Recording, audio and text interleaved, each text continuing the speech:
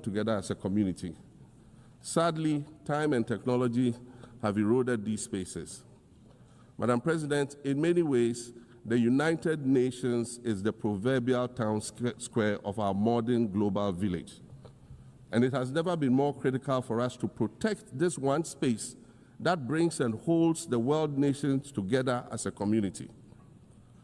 The internet, social media platforms, and artificial intelligence offer us the illusion of connectivity, when in fact what they do is reinforce isolation by using algorithms that ensure that we do not receive new ideas and perspectives, but rather more of the same content.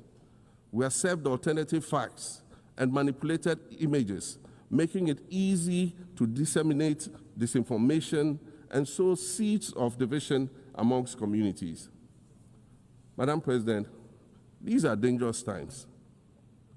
Our world is currently experiencing a rise in nationalism and economic instability. There's a general breakdown of multilateralism.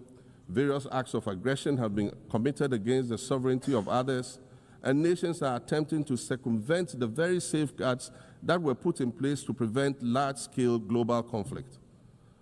These conditions are all too similar to the ones that led to the League of Nations' failure in fulfilling its mandate. The denial of visas to President Abbas and the President, and should be deeply worrying to all member nations of the United Nations. Ghana recognized the state of Palestine in 1988 and supported a two-state solution to the conflict since then.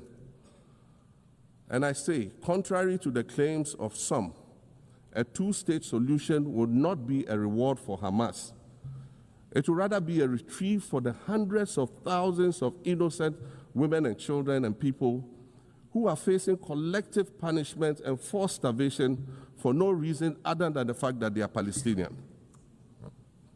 For nearly 2 years and for the fear of reprisals, we here in this General Assembly have been playing hide and seek with language to find the right words to help us avoid or excuse what we all know is taking place in Gaza. But here's the thing, it doesn't matter what you call it. If it looks like a duck, it swims like a duck, and quacks like a duck, well, then it must be a duck. The crimes in Gaza must stop.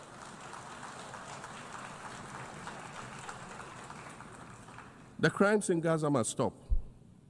Madam President, I also want to draw particular attention to the conflict in Sudan, which this body has described as the world's largest humanitarian crisis. 12 million people have had to flee their homes.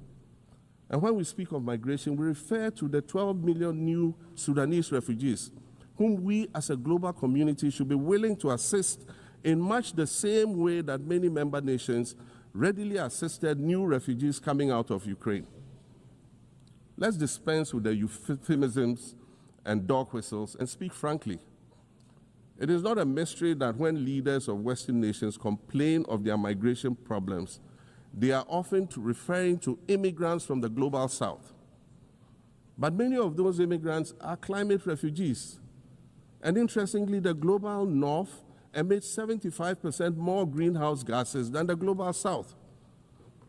However, the effects of climate change are more severe in the global south because we lack the resources to address them effectively. And so when the desert encroaches on our villages and towns and they become unlivable, we are forced to flee. Warsan Shire, a Somali-born prophet, a Somali-British poet born in Kenya to Somalian refugee parents, was London's first youth poet laureate. She writes in her poem titled Home. And it says, you have to understand that no one puts their children in a boat unless the water is safer than the land. No one bends their palms under trains beneath carriages. No one spends days and nights in the stomach of a truck feeding on newspaper unless the miles traveled mean something more than just a journey. Madam President, we cannot normalize cruelty. We cannot normalize hatred. We cannot normalize xenophobia and racism. If we're going to tell a story, let's not tell it slant. Let's tell all the truth. When we speak of migrants, we speak of Mami Ewusi Mensah Frimpong, a judge on the U.S. District Court for the Central District of California. She's the first black female judge on any of California's 4 federal district courts. She was born here in America to immigrant parents from Ghana. We speak of Peter Bosman, a medical doctor in Ghana who moved to the town of Piran in Slovenia in the 1980s and later became the first black mayor of Piran, the first black mayor in Slovenia and in the whole of Eastern Europe. We speak of T. Michael, the iconic Ghanaian Norwegian artist and designer. And of course, we speak of the late Kofi Annan, former United Nations Secretary General.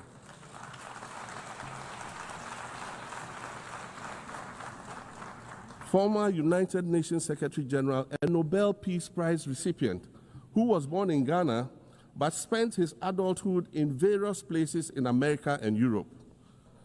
These are people who have brought great distinction to the countries that they decided to call home. Just as the migrants and the children of migrants before them did, I dare say these are not invaders. These are not criminals. Madam President, the slave trade must be recognized as the greatest crime against humanity. As the African champion on reparations, Ghana intends to introduce a motion in this August body to that effect.